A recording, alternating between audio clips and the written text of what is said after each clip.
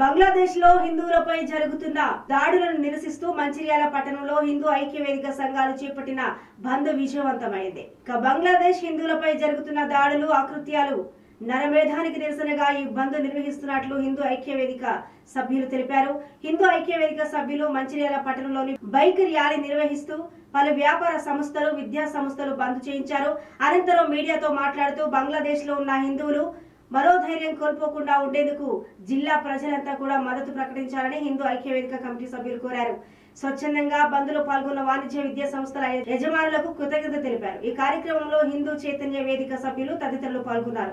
పట్టణంలో హిందూ ఐక్యవేదిక ఆధ్వర్యంలో బంద్కు పిలుపునడం జరిగినది. దానిలో భాగంగానే హిందూ సోదరులందరి చేత ర్యాలీ నిర్వహించబడుతున్నది.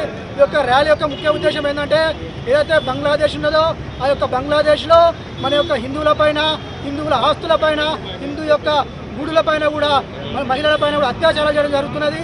అది ఎట్లాంటి పరిస్థితిలో ఉంటే మనం వర్ణనాత్మక చెప్పుకోలేని బాధలో ఉన్న హిందువులు అక్కడ ఈరోజు బంగ్లాదేశ్లో మన యొక్క హిందువులు 30% ఉన్న హిందువులు 0.1%కి వచ్చారు.